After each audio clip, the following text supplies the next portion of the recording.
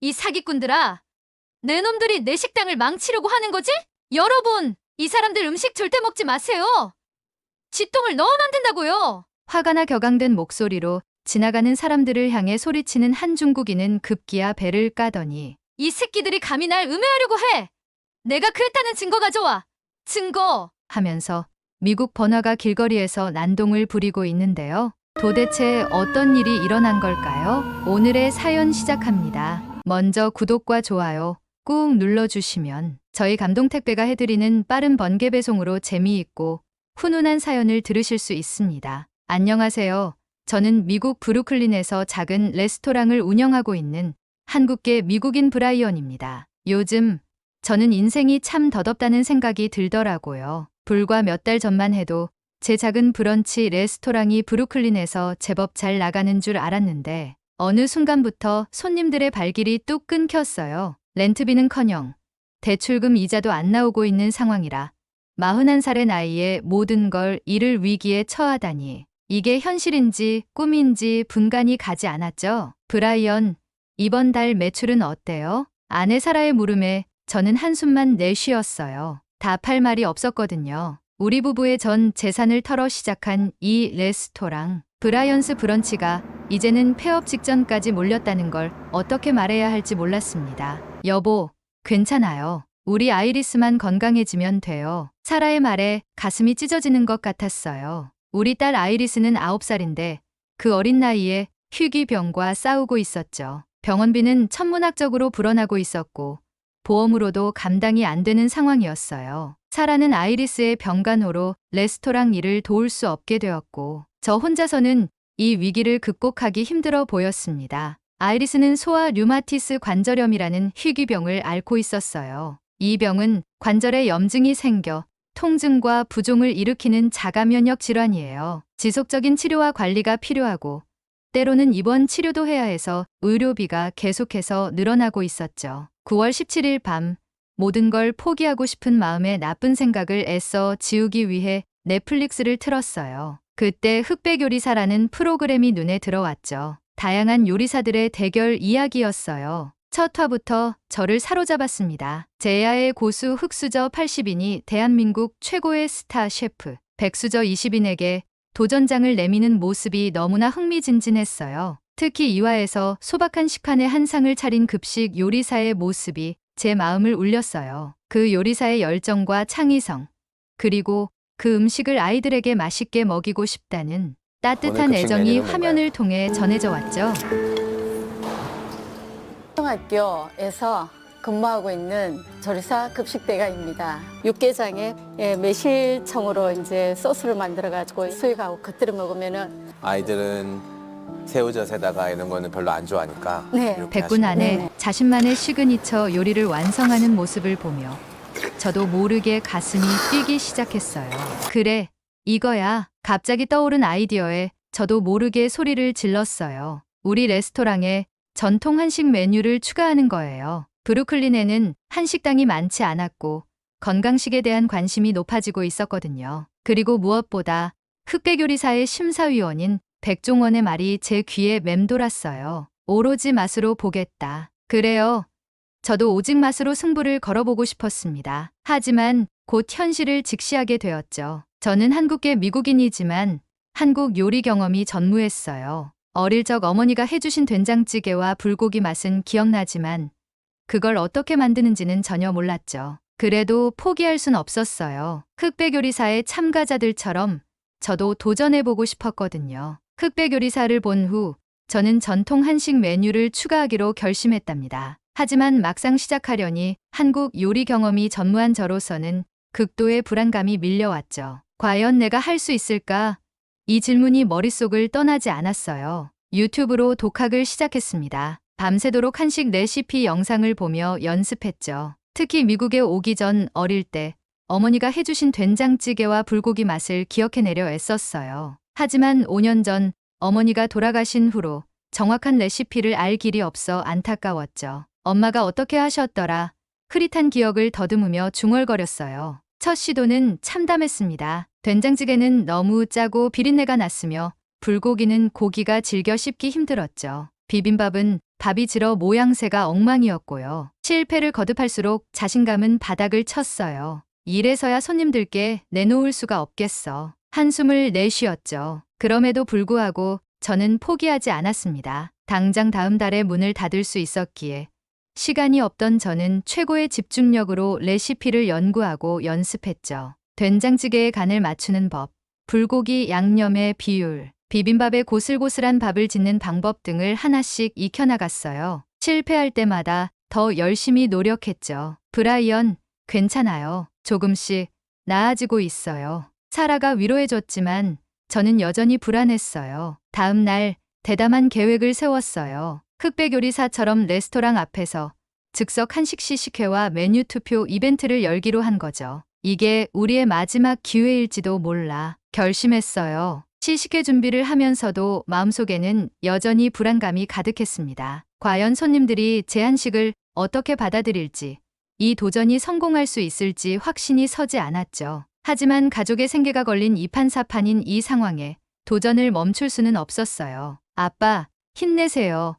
아빠가 최고예요. 병원 침대에 누워있는 아이리스가 저에게 힘을 주었습니다. 그 모습을 보며 다시 한번 다짐했죠. 반드시 성공해야 한다고. 우리 가족을 위해, 그리고 어쩌면 제 정체성을 찾기 위해서도요. 시식회 준비를 하면서 저는 계속해서 레시피를 연구하고 개선했어요. 밤을 새워가며 요리를 연습했죠. 한식의 깊은 맛을 내기 위해 재료 선택에도 심혈을 기울였어요. 브루클린 곳곳을 돌아다니며 최상의 재료를 찾았죠. 이번엔 꼭 성공할 거예요. 사라에게 말하며 스스로를 다독였어요. 시식회 전날 저는 마지막으로 모든 준비를 점검했어요. 재료, 조리 도구, 시식 테이블, 투표 용지까지 꼼꼼히 확인했죠. 긴장감과 기대감이 교차하는 가운데 저는 깊은 숨을 내쉬었어요. 내일이면 모든 게 결정되겠지. 저는 이렇게 모든 준비가 순조롭게 진행되고 있다고 생각했어요.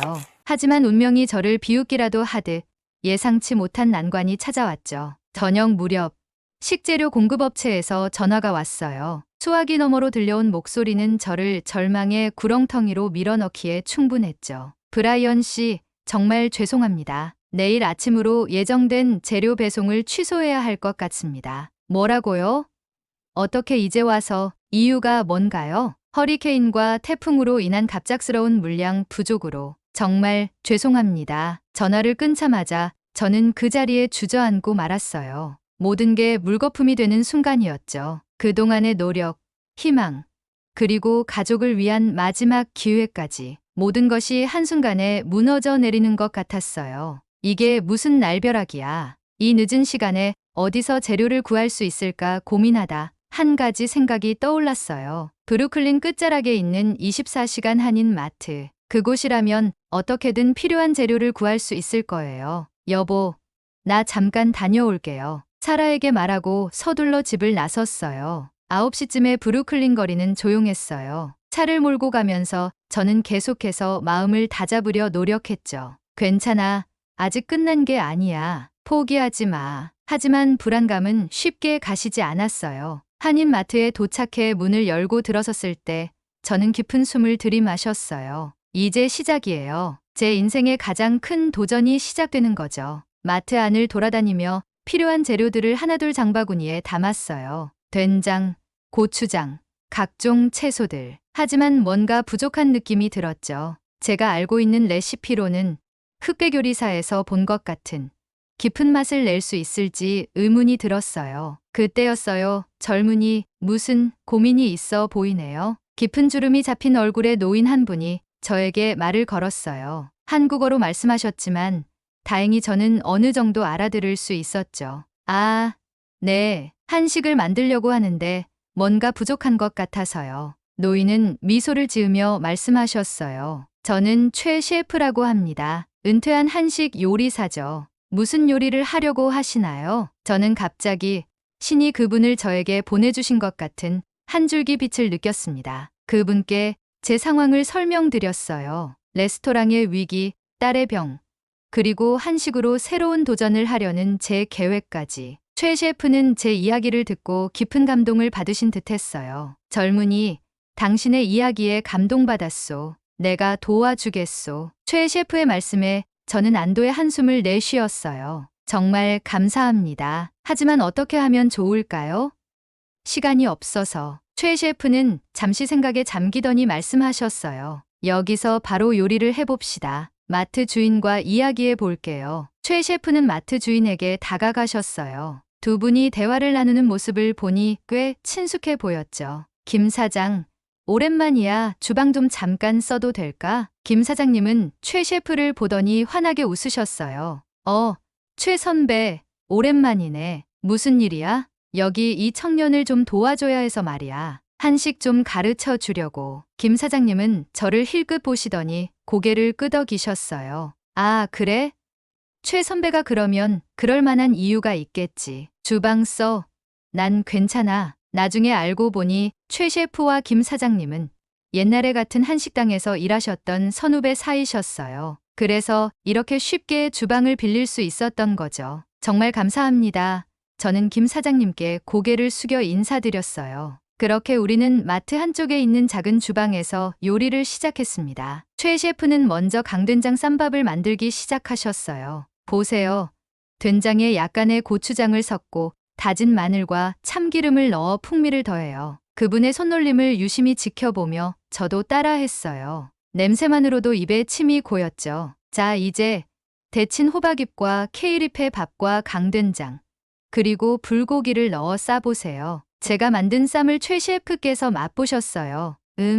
나쁘지 않네요. 하지만 강된장에 설탕을 조금 더 넣어보세요. 미국인들 입맛에 맞을 거예요. 그 조언대로 했더니 정말 맛이 더 좋아졌어요. 저도 놀랄 정도로요. 다음은 한식 정식이었어요. 최 셰프는 된장국을 끓이며 설명해 주셨어요. 된장국의 비결은 육수예요. 멸치와 다시마로 우려낸 육수에 된장을 풀어야 깊은 맛이 나죠. 반찬도 하나씩 만들어가면서 최 셰프는 계속 조언을 해주셨어요. 시금치 나물은 살짝만 묻혀야 해요. 너무 오래 묻히면 맛이 없어져요. 마지막으로 감자전을 만들었어요. 감자를 갈아서 반죽에 넣으면 바삭하면서도 쫄깃한 식감이 나요. 여기에 새우를 구워 올리고 계란 노른자를 가운데 넣어 살짝만 익힐 거예요. 마지막에 눈꽃 같은 치즈를 뿌리면 퓨전 스타일의 새우 감자전이 되죠. 요리가 다 완성되자 우리는 함께 맛을 봤어요. 정말 믿을 수 없을 만큼 맛있었어요. 최 셰프님,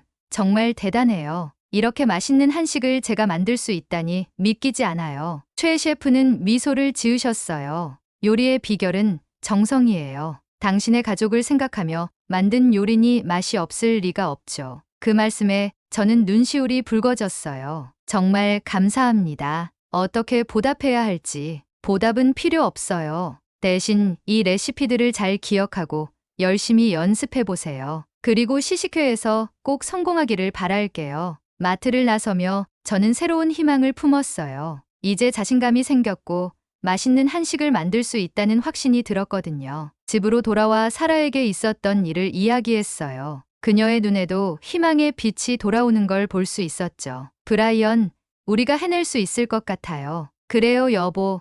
우리 함께 이겨낼 거예요. 그날 밤 저는 최 셰프님께 배운 대로 요리 연습을 시작했어요. 강된장 쌈밥, 한식 정식, 퓨전 새우 감자전 하나씩 만들어가며 저는 점점 자신감을 얻었죠. 아침이 밝아올 무렵 저는 마지막 점검을 마쳤어요. 이제 모든 준비가 끝났습니다. 시식회의 성공을 위해 할 수 있는 건 다 했어요. 자, 이제 시작이다. 깊은 숨을 내쉬며 저는 레스토랑으로 향했습니다. 오늘의 시식회가 우리 가족의 운명을 바꿀 수 있을까요? 그 답을 찾기 위해 저는 한 걸음 한 걸음 앞으로 나아갔습니다. 시식회 당일 새벽 4시부터 저는 레스토랑에서 분주히 준비를 시작했습니다. 밤새 잠을 설쳤지만 아드레날린이 온몸을 달리는 듯했어요. 이 시식회가 우리 가족의 운명을 결정할 거라는 생각에 손이 떨렸지만 최선을 다하기로 마음먹었죠. 브라이언, 힘내요. 우리가 함께 해낼 거예요. 사라가 따뜻한 커피를 건네며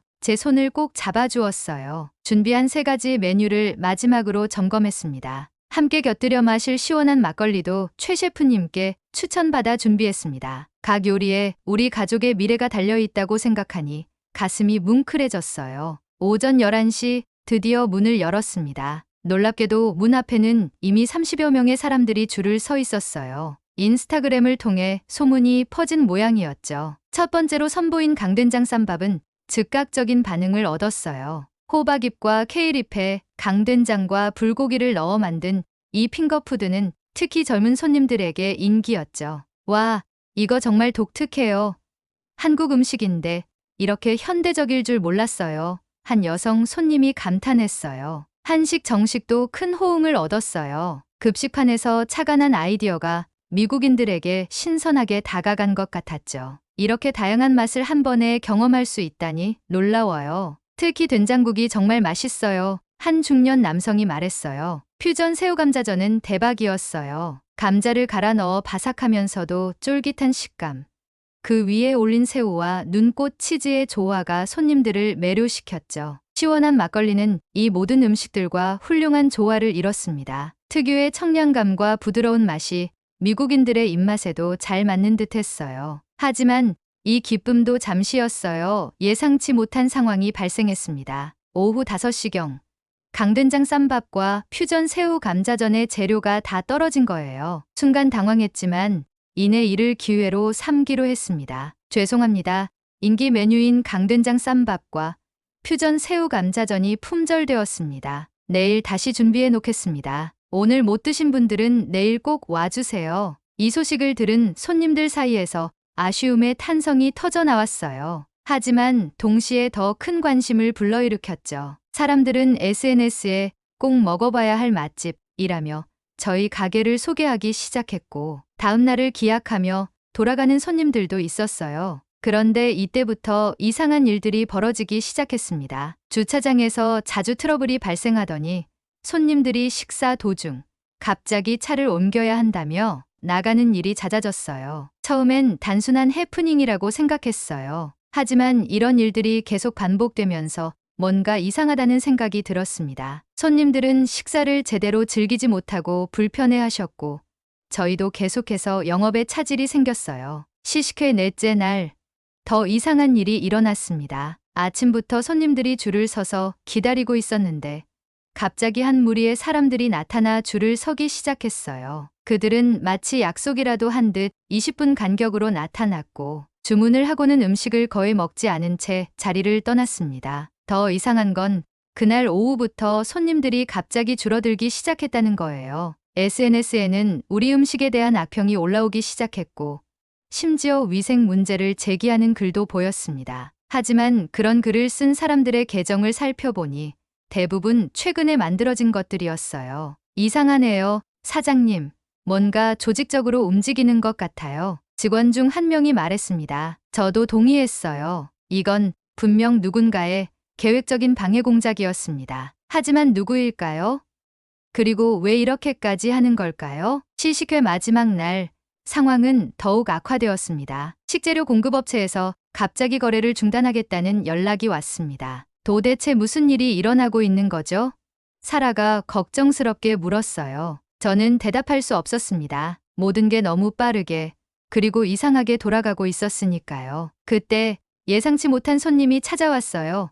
최 셰프님이었습니다. 브라이언, 큰일 났어요. 당신에게 꼭 할 얘기가 있습니다. 최 셰프의 표정은 심각해 보였어요. 그의 말을 듣고 나서야 저는 이 모든 일의 배후에 누가 있는지, 그리고 왜 이런 일이 벌어지고 있는지 조금씩 이해하기 시작했습니다. 최 셰프의 경고 이후 저는 곧바로 행동에 나섰습니다. 우리 레스토랑 맞은편에 있던 중국 레스토랑 사장인 미스터 왕이 방해의 주인공이었는데, 그 방해가 더욱 교묘해지고 있다는 걸 깨달았기 때문이죠. 브라이언, 이대로 가다간 당신 가게가 망할 거예요. 우리가 증거를 잡아야 해요. 최 셰프의 조언대로 우리는 레스토랑 곳곳에 CCTV 카메라를 설치했습니다. 그리고 기다렸죠. 다음 날 예상대로 의심스러운 손님들이 찾아왔습니다. 그들은 음식에 대해 과도하게 불평했고, 심지어 몰래 이상한 물질을 음식에 섞으려는 장면까지 포착되었어요. 잡았다.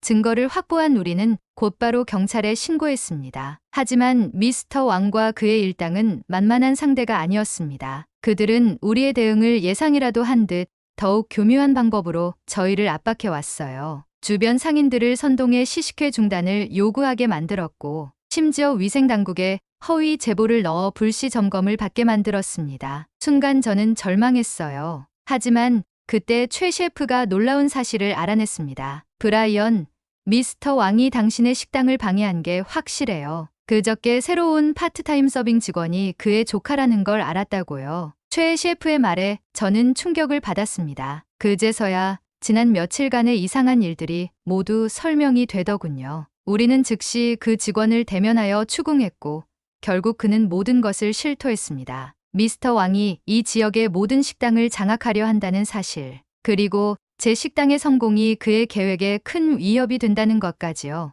그날 오후 우리 레스토랑 앞은 평소와 다름없이 북적였어요. 하지만 뭔가 이상한 기운이 느껴졌죠. 고개를 들어 길 건너를 바라보니 미스터 왕이 자기 음식점 앞에 버티고 서서 우리 가게를 험상궂게 노려보고 있었어요. 그의 눈빛에서 도끼가 느껴졌죠. 최 셰프와 저는 더 이상 참을 수 없었어요. 우리는 길을 건너 미스터 왕에게 다가갔습니다. 미스터 왕, 이제 그만하세요. 우리가 모든 걸 알고 있습니다. 제가 단호하게 말했어요. 그러자 미스터 왕의 얼굴이 순간 일그러졌다가 갑자기 고함을 지르기 시작했어요. 이 사기꾼들아! 내 놈들이 내 식당을 망치려고 하는 거지? 여러분! 그가 지나가는 사람들을 향해 소리쳤어요. 이 사람들 음식 절대 먹지 마세요! 지똥을 넣어 만든다고! 사람들이 하나둘 모여들기 시작했어요. 미스터 왕은 점점 더 격앙된 목소리로 외쳤습니다. 내가 왜 그런 짓을 해야 하지? 이건 다 날 음해하려는 거야! 배를 까고 해보자고! 누가 옳은지 두고 보자고! 그때 미스터 왕의 아내가 가게에서 뛰어나왔어요. 그녀는 중국어로 뭐라고 고함을 지르더니 우리를 향해 손가락질을 하며 욕설을 퍼부었어요. 상황이 점점 더 험악해져 갔습니다. 구경꾼들이 늘어나고 일부는 휴대폰으로 동영상을 찍기 시작했어요. 바로 그때였어요. 최 셰프가 차분하게 앞으로 나섰습니다. 그의 손에는 태블릿이 들려 있었죠. 여러분, 잠깐만 주목해 주세요. 최 셰프의 목소리가 울려 퍼졌어요. 미스터 왕이 어떤 사람인지 직접 보시기 바랍니다. 그가 태블릿을 들어 올리자 화면에 미스터 왕의 조카가 서빙하기 전에 어떤 액체가 든 병 뚜껑을 열더니 음식에 뭔가를 섞으려고 시도하는 영상이 나왔어요. 다행히 매니저가 가까이 오자 다시 그 병을 주머니에 넣더군요. 이어서 미스터 왕이 조카에게 지시하는 음성 파일과 우리와 대면하면서 그가 미스터 왕의 조카이고 미스터 왕의 계략을 고백한 내용도 재생되었죠. 순간 주변이 쥐 죽은 듯 조용해졌습니다. 미스터 왕의 얼굴이 창백해지더니 입에서 웅얼거리는 소리만 나올 뿐이었어요. 이건 조작이야. 하지만 그의 목소리에는 더 이상 힘이 없었죠. 구경꾼들 사이에서 술렁거림이 일어났어요. 어떤 이는 저런 나쁜 놈 하고 소리쳤고 할 게 없어서 사람 먹는 거에 장난질을 쳐? 라며 다른 이들도 혀를 차며 고개를 저었죠. 미스터 왕은 더 이상 아무 말도 하지 못한 채 비틀거리며 자기 가게로 들어갔어요. 그의 아내도 당황한 듯 뒤따라 들어갔죠. 그날 이후 미스터 왕의 식당은 문을 열지 않았어요. 며칠 뒤 우리는 그가 한밤중에 가게의 물건들을 빼내고 어디론가 사라졌다는 소문을 들었죠. 미스터 왕의 비열한 행동이 만천하에 드러나면서 오히려 우리 레스토랑은 더 큰 주목을 받게 되었어요. 정의가 승리한 이야기에 사람들은 감동받았고 우리 음식의 진정성에 더 큰 관심을 보였죠. 열흘 만에 저희 레스토랑은 예약 전쟁이 벌어질 정도로 인기 있는 장소가 되었습니다. 특히 점심 한식 정식은 대박이었어요. 그리고 마침내 첫 수익금으로 아이리스의 치료비 일부를 마련할 수 있었습니다. 희망의 빛이 보이기 시작한 거죠. 더 놀라운 일은 그 후에 일어났어요. 저희 가족의 이야기를 들은 한인 커뮤니티에서 모금을 시작한 거예요. 단 일주일 만에 아이리스의 치료비 전액이 모였습니다. 이 모든 일을 겪으며 저와 사라는 큰 감동을 받았어요. 우리는 한국에 대한 은혜를 평생 갚겠다고 다짐했습니다. 이 영화 같은 일들이 단 2주 만에 일어난 것이라는 게 믿기지 않았습니다. 오늘의 일정이 끝나갈 무렵 저는 주방에 서서 창밖을 바라보았어요. 줄을 서서 기다리는 손님들, 활기찬 직원들, 그리고 건강해질 우리 딸 아이리스가 엄마와 함께 환하게 웃는 모습까지. 여보, 정말 고생 많았어요. 정말 꿈만 같아요. 사라가 제 옆에 와 서며 말했어요. 저는 고개를 끄덕였습니다. 한국의 예능 프로그램이 저와 가족의 인생을 어둠 속에서 다시 빛으로 꺼내주다니 감사하고 믿기지 않는 마음뿐이었어요. 흑백 요리사를 보지 않았다면 저는 아직도 그 어둡고 절망적인 상황에 머물러 있었을 거예요. 하지만 이제 우리 가게는 다시 빛을 내기 시작했고 아이리스의 치료도 가능해졌죠. 주방으로 돌아가면서 저는 생각했어요. 흑백 요리사에서 본 그 열정 넘치는 요리사들처럼 저도 이제 제 길을 걸어갈 거예요. 한식의 매력을 더 많은 사람들에게 알리고 제 요리를 통해 사람들에게 행복을 전하는 거죠. 자, 이제 진짜 시작이다. 저는 중얼거렸어요. 앞으로도 힘든 일이 많겠지만 이제는 두렵지 않습니다. 제 안에 한식에 대한 열정이 타오르고 있고 가족과 커뮤니티의 지지가 있으니까요. 흑백 요리사는 단순한 TV 프로그램이 아니었어요. 그것은 제게 새로운 삶의 방향을 제시해준 나침반이었죠. 앞으로 어떤 고된 일이 기다리고 있을지 모르지만 한 가지는 확실해요. 이제 브루클린에 진정한 한식의 맛을 알릴 시간입니다. 그리고 빨리 다음 화가 기다려지는 것은 저뿐만이 아니죠. 하하, 오늘의 사연은 어떠셨나요? 브라이언의 레스토랑이 앞으로 더 대박나고 아이리스가 깨끗하게 완치되길 바라겠습니다. 이상 선물 같은 따뜻한 사연을 배달해드리는 감동 택배였습니다. 구독과 좋아요 꾹 부탁드려요. 시청해 주셔서 감사합니다.